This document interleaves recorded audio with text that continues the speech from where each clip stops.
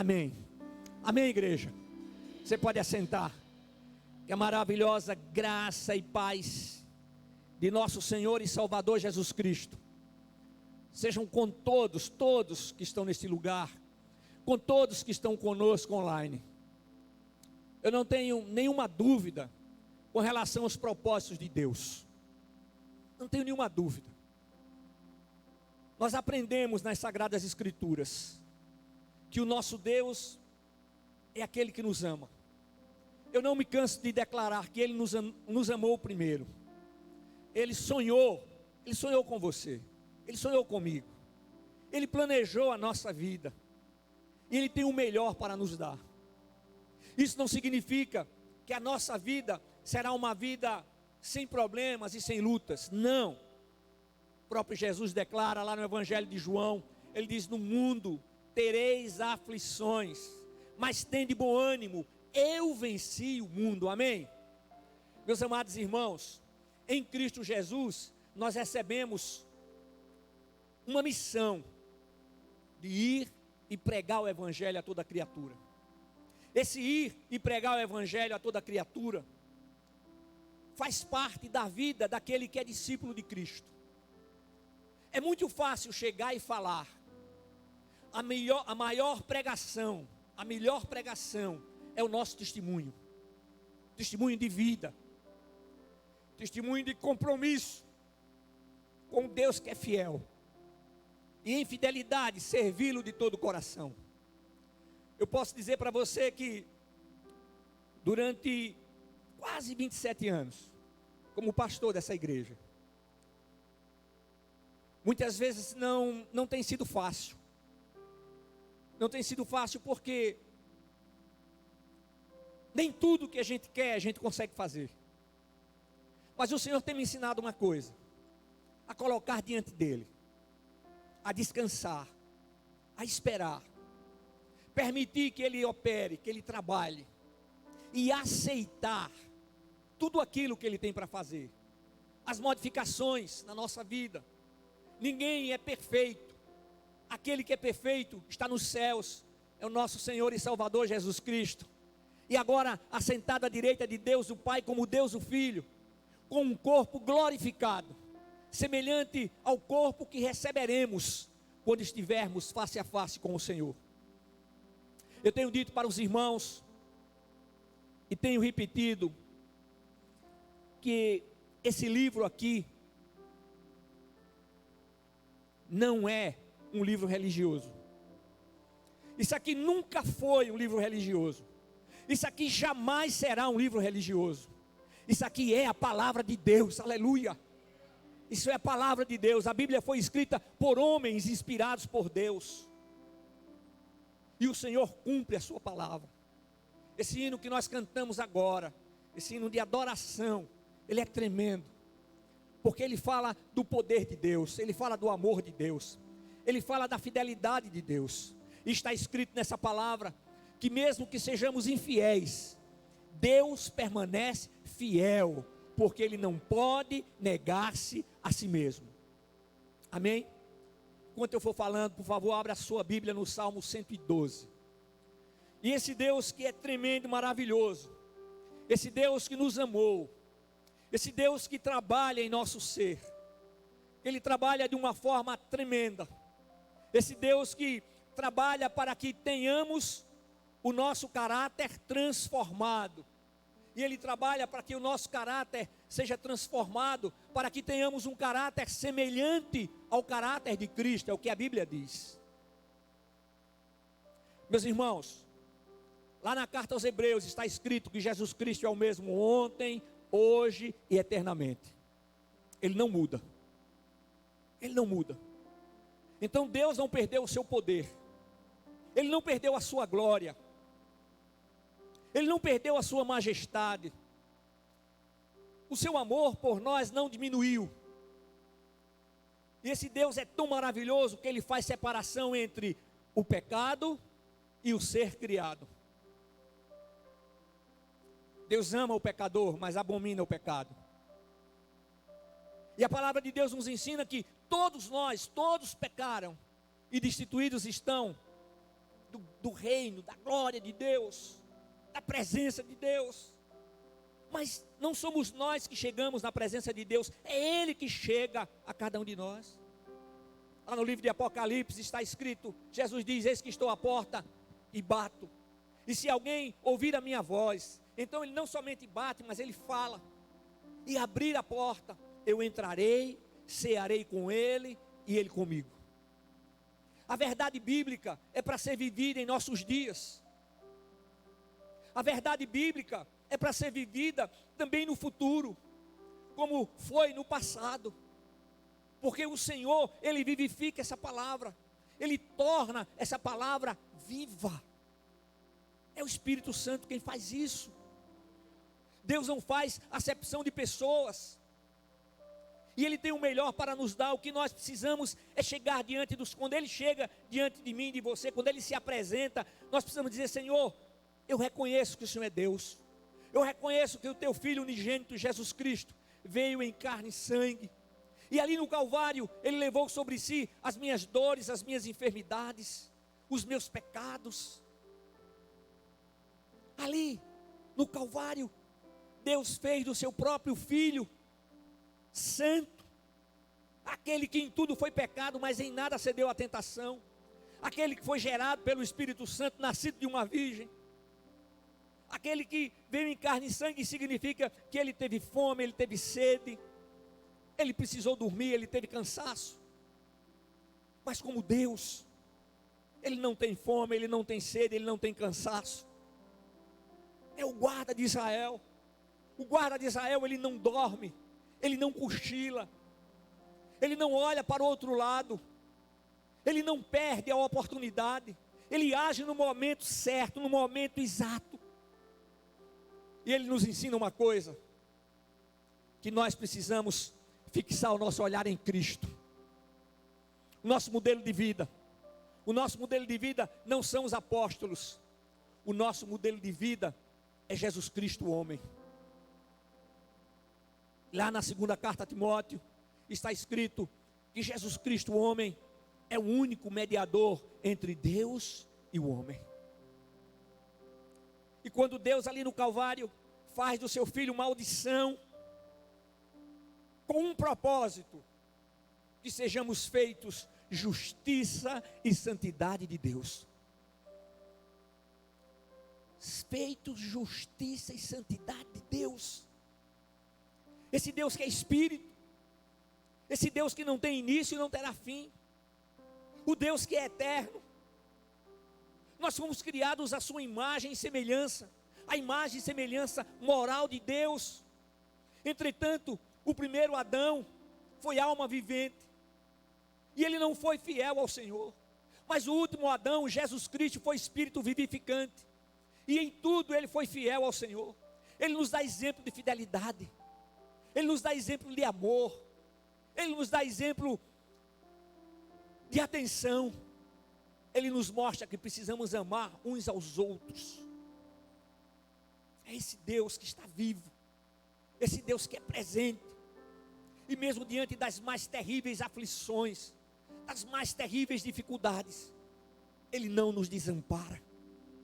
Ele usa o profeta Isaías de uma forma tremenda, e ele diz assim: mesmo que uma mãe chegue a esquecer o seu filhinho que amamenta, eu todavia jamais me esquecerei de você.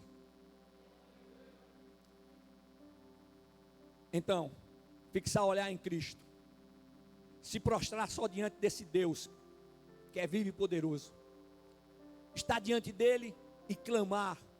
E o Senhor Jesus diz: pois tudo o que pedires ao Pai em meu nome, eu o farei, para que o Pai seja glorificado no Filho. É esse Deus que está neste lugar, esse Deus que trouxe você aqui.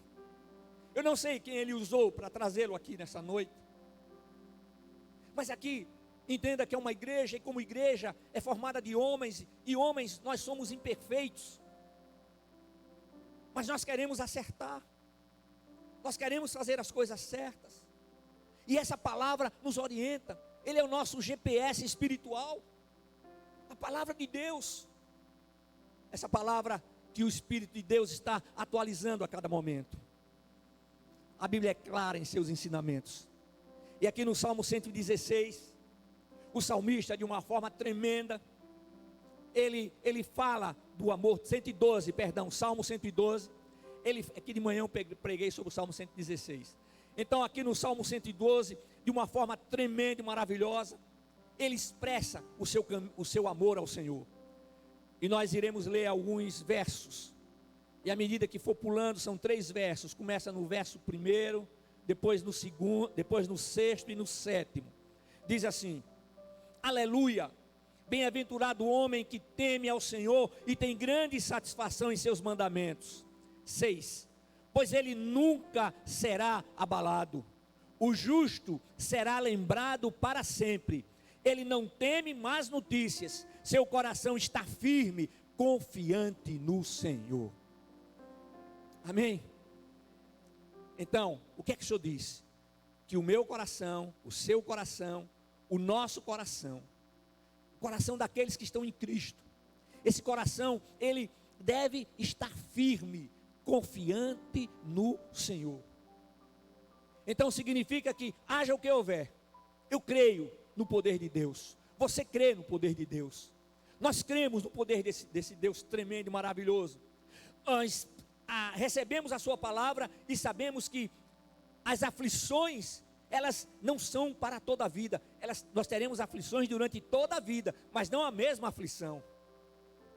E em todas elas, o Senhor nos faz mais do que vencedores. Fazer mais do que vencedores não significa que em todas as aflições nós teremos a vitória que gostaríamos.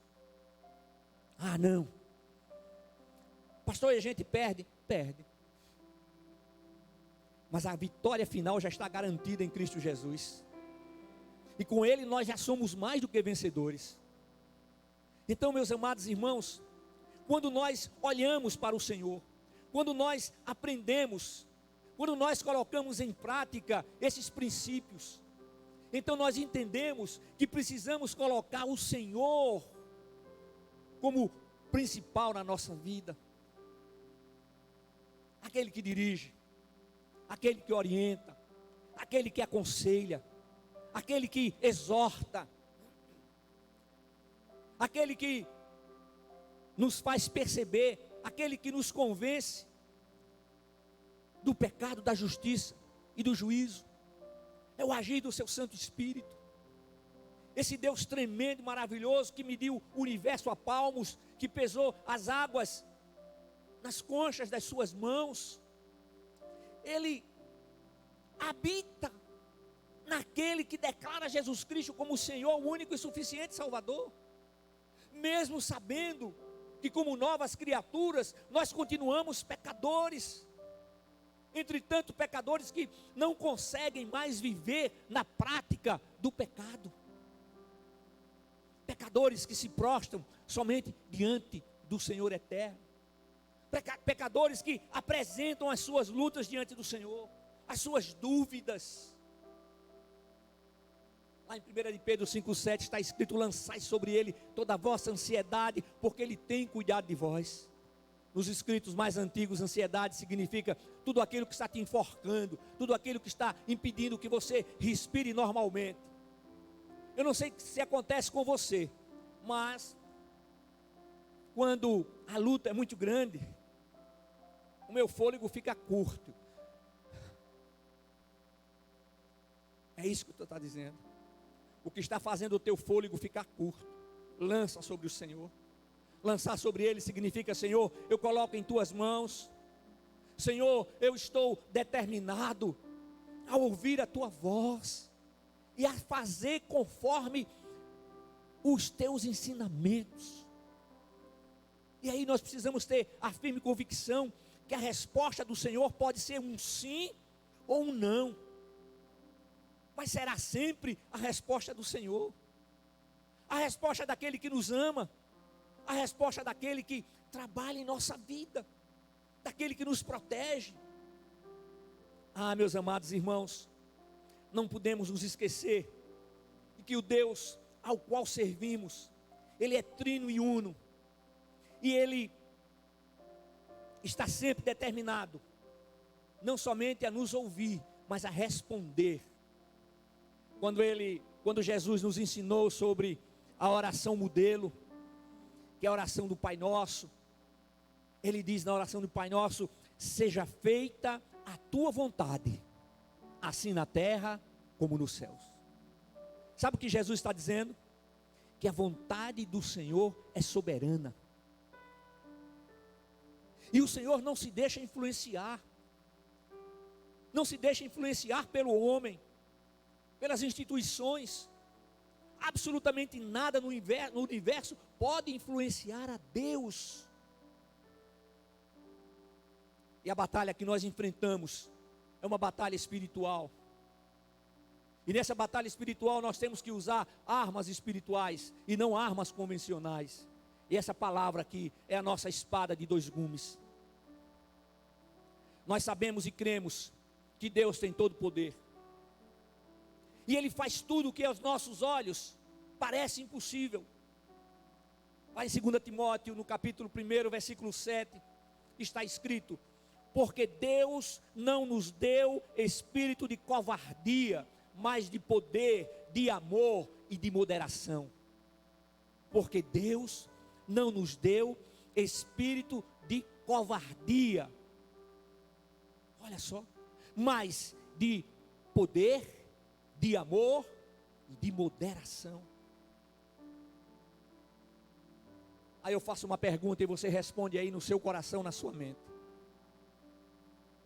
Será que estamos plenamente conscientizados disso?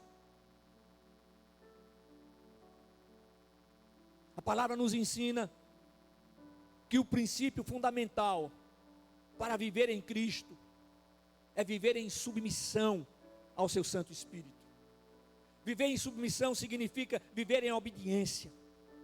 Viver determinado, não somente a ouvir a sua voz, não somente a seguir o seu caminho, mas a atender a tudo aquilo que Ele precisa fazer na nossa vida. Quando a gente pede alguma coisa ao Pai, quando eu era criança que pedia alguma coisa aos meus pais, eu não insistia muito. Mas pelo menos umas 2 ou 3 vezes eu chegava lá insistindo. E quando a resposta era não, era não. E quantas vezes a criança chora, porque não recebe aquilo que gostaria de receber, mas os pais sabem que aquilo não é para o bem dela. É assim que Deus faz conosco. O Deus que é eterno, Ele está no amanhã. Ele está nos esperando amanhã. Ele está no ano que vem nos esperando. Se a igreja não for arrebatada antes, Ele vai estar sempre nos esperando. Ele vai estar à nossa frente. E Ele nos dá todas as condições para que possamos enfrentar as aflições, as pandemias da vida. O salmista reconhece isso. E o salmista declara, ele diz: aleluia, bem-aventurado o homem que teme ao Senhor e tem grande satisfação em seus mandamentos, pois ele nunca será abalado, o justo será lembrado para sempre, ele não teme más notícias, seu coração está firme, confiante no Senhor. Nos últimos tempos, muitas são as más notícias. Muitas são. E como servos do Senhor, nós não podemos nos deixar influenciar. Não podemos nos deixar impressionar. Quantas pandemias já aconteceram na história da humanidade? E estamos aqui. Amém? E vamos sobreviver em nome de Jesus. Quantos perderam a vida? Quantas famílias que choram a perda de um ente querido? Porque uma vida vale mais do que toda a riqueza no universo. Uma vida, não existe preço para uma vida.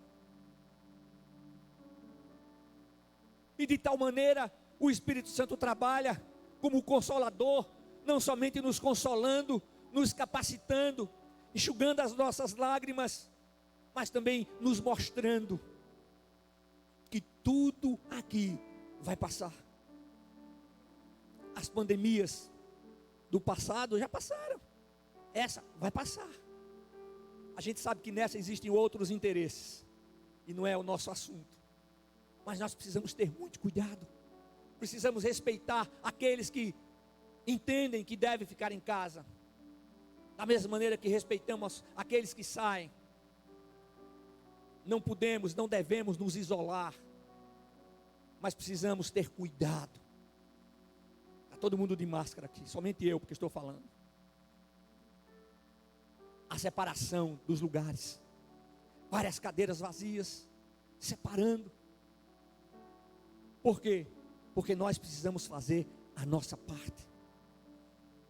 E a nossa parte significa agir. É importante lembrar que o Senhor, Ele nos diz: vigiai e orai. O espírito está pronto, mas a carne é fraca. Ele está dizendo, não é somente orar, mas é também agir. Não é somente orar, mas fazer a nossa parte. E o Senhor nos ensina que devemos ser prudentes. O Senhor nos ensina que devemos seguir as diretrizes das autoridades legitimamente constituídas, e no caso, na área da saúde.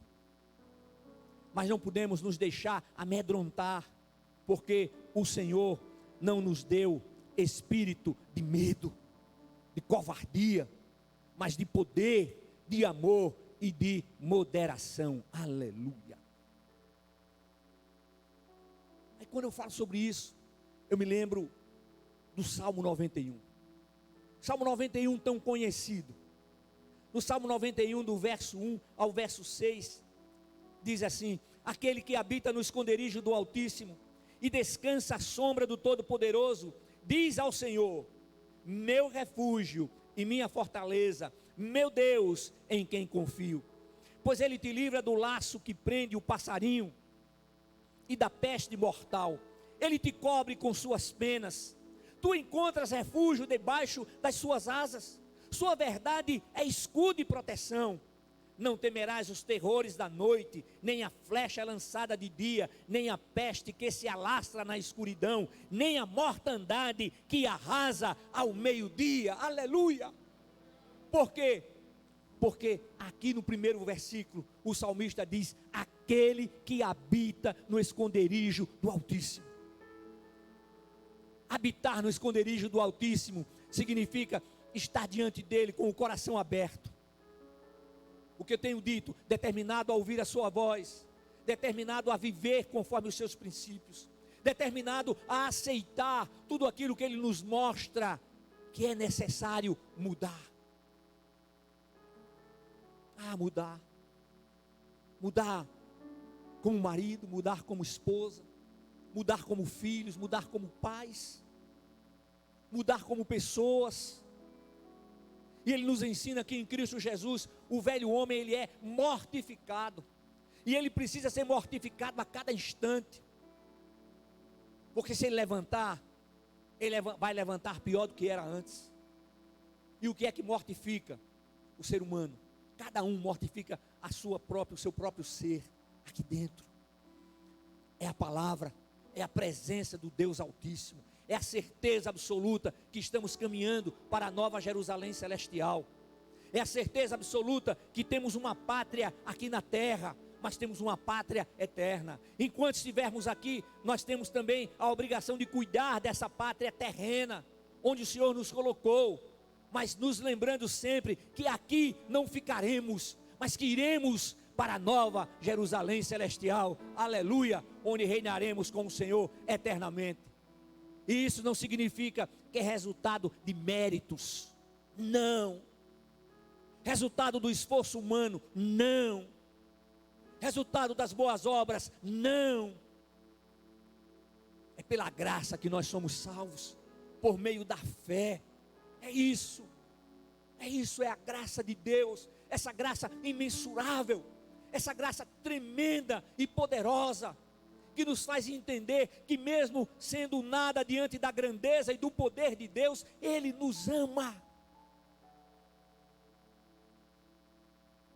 Meus amados irmãos, a palavra do salmista é um estímulo à dependência do Senhor.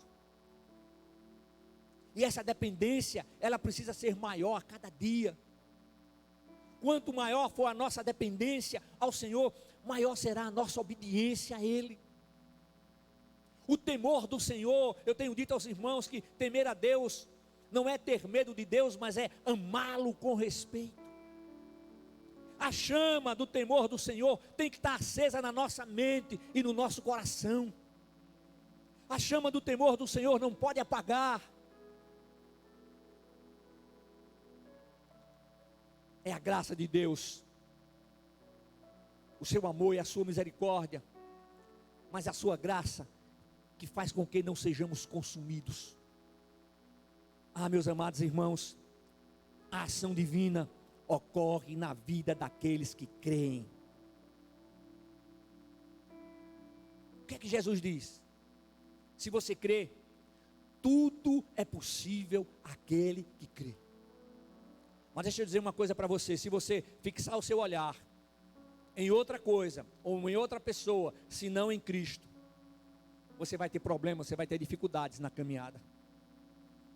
Porque para onde a gente olhar, para a esquerda ou para a direita, a gente vai perceber pessoas falhas, muitas vezes fracas.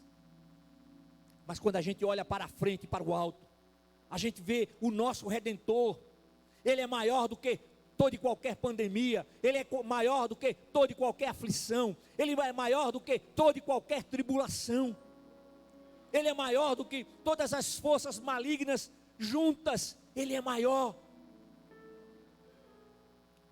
E ao terceiro dia, Jesus ressuscitou, mas Ele não ressuscitou com as suas mãos vazias. A Bíblia diz que Ele ressuscitou com as chaves do inferno e da morte. Significa que o inferno e a morte não tem mais domínio sobre a nossa vida. Ele está falando da morte eterna, que é separação eterna do Criador. Morte eterna não é desintegração, mas é passar a eternidade fora da presença do Senhor. E lá em Apocalipse, o Senhor diz que é o lago que arde com fogo e enxofre. Não é o fogo que a gente conhece, não. É o ardor da alma que nunca desaparece. São as lembranças da vida na terra e das oportunidades que foram dadas e que as pessoas simplesmente não levaram em conta as oportunidades. Oportunidades para mudança de vida, oportunidades para um pacto direto com o Senhor. Ele nos diz lá no livro do profeta Isaías, ele diz assim: não temas, porque eu sou contigo. Ele diz: não te assombres, porque eu sou teu Deus. Ele diz: eu te sustento com a minha mão direita poderosa. Ele nos diz, lá em Isaías 43, quando você passar pelas águas, elas não lhe submergirão. Quando você passar pelos rios, eles não te afogarão. Quando você passar pelo fogo, ele não te queimará, nem a chama arderá em ti. Aleluia.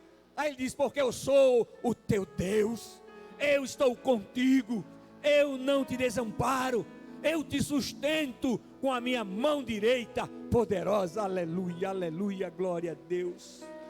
Louvado seja o nome do Senhor. Aleluia. Nós estamos no período da graça e no período da lei, no período na época do salmista. Eles iam até o templo, eles iam até diante do sacerdote e eles ofereciam sacrifícios. E aqueles animais eram sacrificados e o sangue dos animais não purificava de todo o pecado, não, apenas cobria dos pecados. O que significa isso? Significa quando eles terminavam de apresentar ao Senhor, de sacrificar ao Senhor, eles já tinham que fazer outros sacrifícios, porque o sangue de animais não purifica, mas ele cobre dos pecados. Então Deus envia o seu Filho unigênito, E ali no Calvário, Ele faz um único sacrifício. Ele derrama o seu sangue. Ele entrega o seu corpo. E o sangue de Jesus Cristo, o seu Filho, nos purifica de todo pecado. Isso significa que não existirão outros sacrifícios. Apenas um sacrifício. Foi o sacrifício de Jesus lá na cruz. Quando a gente vai a Israel, que vê lá o túmulo de Jesus, foi colocado seu corpo. Quando a gente entra naquele lugar, e a gente vê o túmulo vazio, e uma placa bem grande dizendo: Ele não está aqui, Ele ressuscitou dentre os mortos, Ele vive eternamente, aleluia. É uma questão de fé. Aí você pode dizer: mas pastor, não tenho fé. Mas está escrito na carta aos Romanos, que a fé vem pelo ouvir, e o ouvir a palavra de Deus. Desde o momento que você chegou aqui, através dos louvores, através da adoração, através da leitura bíblica, através da ministração, você tem recebido a palavra de Deus. Isso significa o quê? Que a fé está sendo gerada em você. E o que é que o Senhor tem para a gente? O mundo está em guerra, mas o Senhor nos dá da sua paz. Ele diz: eu não dou da minha paz como o mundo a dá. Não, a paz do Senhor é uma paz perene. Estar em paz com Deus não significa um gargalhar constante, mas significa a tranquilidade e a certeza absoluta que haja o que houver, aconteça o que acontecer, Ele permanece conosco. Existe uma grande diferença entre enfrentar as lutas sem o Senhor e enfrentar as lutas na dependência dEle. Mas eu preciso encerrar. Equipe de louvor. E muitas vezes não conseguimos perceber ou entender o agir divino. Eu posso dizer para você que na maioria das vezes nós não conseguimos entender, podemos até perceber, porque o Senhor não diz assim que é para você viver de arrepios, não é para viver de emoções. Ele diz assim: pois o meu justo viverá da fé, aleluia. Ele diz mais que sem fé é impossível agradar a Deus. Mas Ele também nos ensina que nos deu o livre-arbítrio, o direito de escolha. Você escolheu a sua profissão, você escolheu com quem casar,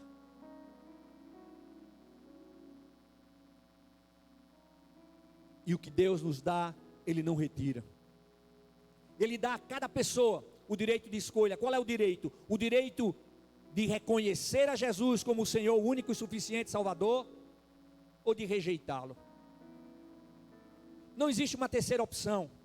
E muitos dizem, eu já ouvi: pastor, eu não estou rejeitando. Não, rejeita a partir do momento que você sabe que necessita. Mas se você tem dúvidas, coloque diante dele, porque ele vai esclarecer cada uma das suas dúvidas. Esse evangelho tremendo, esse evangelho poderoso, ele é vivido por fé. É por fé. E tem dias que como é que está a fé aí? Está lá em cima? Não, tem dia que está lá embaixo. Uma fé pequenina num Deus grande faz toda a diferença. É isso. E sabe o que mais? Esse corpo é a morada do Espírito. Ele não vai ficar para cimento, não. Mas o que é que nós somos? Nós somos um ser espiritual. Temos uma alma e habitamos em um corpo. Após a morte física, segue-se o juízo. Hebreus 9, 27. E como ao homem é dado o direito de morrer uma única vez, e após a morte, segue-se o juízo. Então, em vida, nós temos que fazer uma decisão. Qual a decisão? A decisão de aceitar a Jesus ou de não aceitar. E quando nós aceitamos, pastor, os problemas desaparecem? Não. As lutas diminuem? Não. E qual é a diferença? Qual é a vantagem disso? Ah, meu amigo, a vantagem é que o Senhor vai à nossa frente, Ele está à nossa retaguarda, Ele está do nosso lado direito, Ele está do nosso lado esquerdo, Ele nos sustenta com a sua mão direita poderosa, aleluia. É assim. Quando alguém, se você for irmão mais velho, talvez você tenha um irmão mais novo, que você já precisou chegar lá junto e livrá-lo de alguma confusão na escola. Aí o meu irmão mais velho, eu vou chamar o meu irmão mais velho, ele vai resolver com você, porque eu não posso. Nosso Deus não é o nosso irmão mais velho, Ele é o nosso Pai. Ele é o nosso Pai eterno. Ele age com poder e grande glória. Que você possa abrir o seu coração, que você possa passar pela experiência que o salmista passou, que você possa passar pela experiência que temos passado, de uma transformação que não é resultado de sacrifício humano, mas que é resultado única e exclusivamente do agir de Deus em nossa vida. Que você possa não perder essa oportunidade e declarar: eu quero ter a Jesus Cristo como meu Senhor, único e suficiente Salvador. Eu quero me reconciliar com Ele e voltar para o caminho, a verdade e a vida, que é Cristo Jesus, o nosso Redentor. Amém?